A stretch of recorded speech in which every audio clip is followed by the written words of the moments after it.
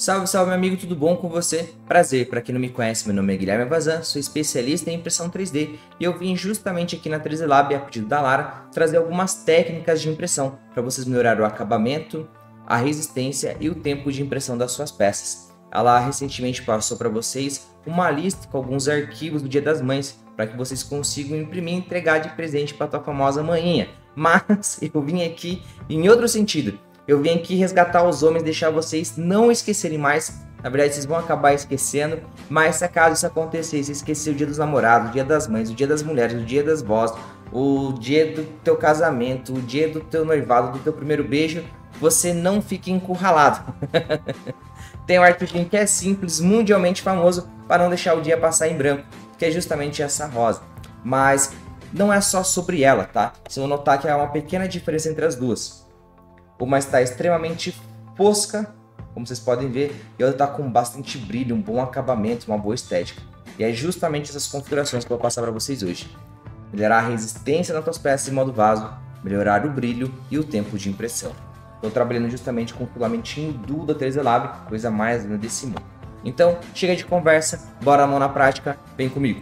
Primeira coisa, trabalhando justamente com o software da Prusa Slice. Eu já abri aqui a nossa rosinha.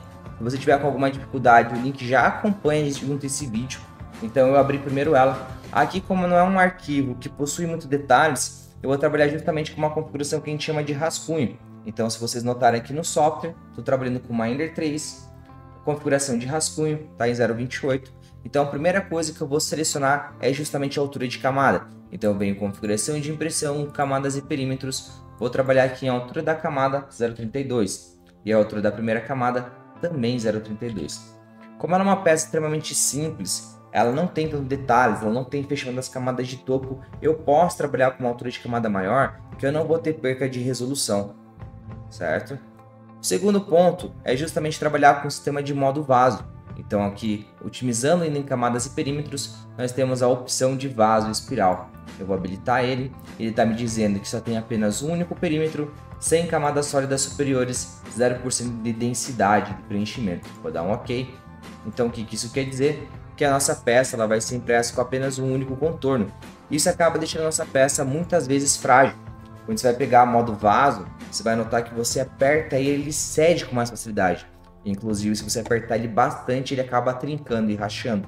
Então, uma das maneiras que a gente tem de melhorar a peça na resistência dela no modo vaso, a gente não consegue colocar mais voltas de paredes, mas a gente consegue fazer o quê? Aumentar a espessura dessa parede. Então, quando ela fica bem fininha, ela fica mais frágil. Quando a gente deixar ela um pouquinho mais gordinha, ela fica mais resistente. Então, para isso, a gente vai vir aqui justamente em configuração de impressão. A gente vai vir aqui na aba avançado e aqui a gente tem largura de extrusão. E a gente vai trabalhar com qual valor aqui, Vazan? 0.8. Por que 0.8? Porque ele é o máximo de largura de extrusão que eu consigo trabalhar com um bico de 0.4. Qual que é o cálculo que a gente faz isso?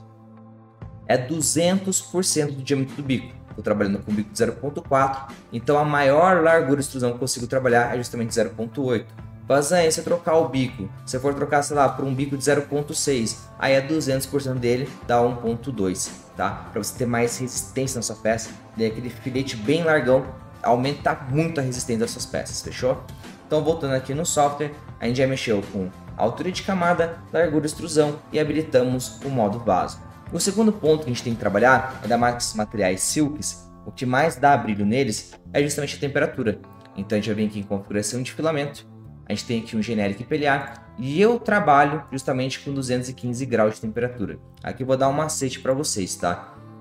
Vou lá, fiz a calibração de temperatura. Normalmente filamentos PLA a gente trabalha num range, né, de temperatura de 195 até 205 graus de temperatura. Você vai notar que a temperatura é ideal para esse tipo de material. Aí eu vou trabalhar com material silk e eu quero ter mais brilho nele, certo? Esse que a gente fez fosco, agora eu não consigo enxergar aqui, mas esse que a gente fez fosco, a gente imprimiu ele 190. Esse com mais brilho, a gente imprimiu 230.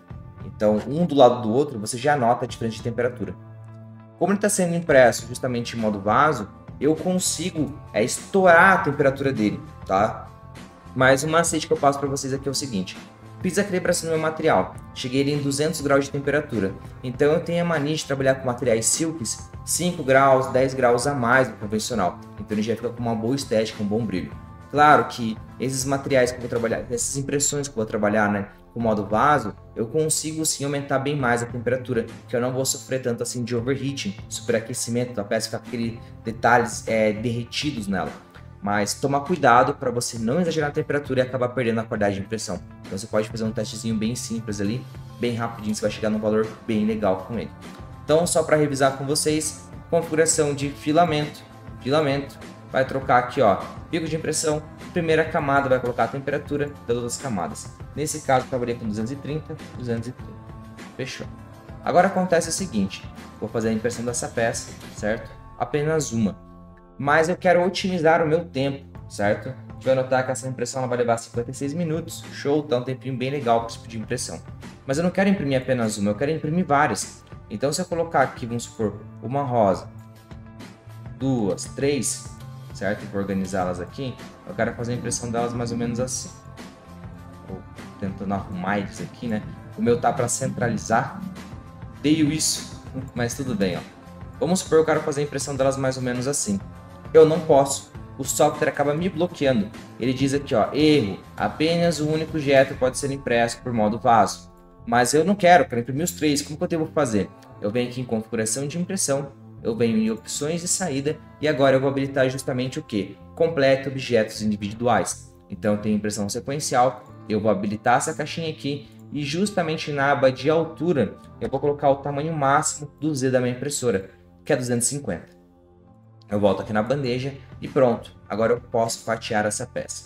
Então só para vocês entenderem, impressão sequencial nada mais é do que ela terminar um objeto inteiro, certo? Então ela vai terminar uma rosa, quando ela terminar essa rosa ela vai partir para outra. Terminou a outra, ela vai partir para outra, certo? Ele vai completar o objeto individual. A gente está acostumado a ela fazer camada, viaja, faz camada. Então não, ele vai terminar o objeto, vai passar para o próximo, terminar o objeto, passar para o próximo e terminar ele. Então aqui a gente vai fatiar a peça agora, certo? Deixar ela fatiada. A gente vai notar justamente o modo sequencial funcionando. Então a gente tem justamente o primeiro objeto a ser impresso, ela vai terminar esse objeto, ela vai passar por de trás, vai terminar ele e vai me fazer o do meio. É uma sequência meio errada de se trabalhar, tá? Eu quero que ela faça primeiro, segundo e terceiro. Então como que eu vou organizar essa ordem, tá? Essa ordem é dita justamente pela sequência que está aqui na lateral. Então eu tenho o primeiro a ser impresso, o segundo a ser impresso e o terceiro. Se eu quero que esse seja o segundo, basta eu selecionar o objeto que eu quero, ele vai ser o terceiro, eu vou arrastar ele e vou colocar em segundo. Então eu tenho o primeiro, segundo, terceiro agora. Basta fatiar a peça. Terminou, agora eu tenho justamente a sequência correta. Primeiro, segundo e o terceiro. Dessa forma você vai conseguir otimizar cada vez mais suas impressões. Então basicamente aqui eu tenho três vasos, né? 3 vasos a serem impressos, 3 rosas a serem impressas. São justamente essas que eu separei para vocês no dia de hoje, certo? Com essas técnicas você vai conseguir melhorar a qualidade das suas peças, a resistência e até mesmo otimizar o tempo de impressão trabalhando com os materiais da 3D Lab. Fechou? Pessoal, espero que tenham gostado dessas dicas. Se vocês gostaram, não esquece de me seguir no Instagram, que eu posto conteúdo diariamente lá, dando dicas justamente sobre isso, melhorar a qualidade, resistência e tempo das impressões. Fechou? Espero que tenham gostado. É isso e boas impressões.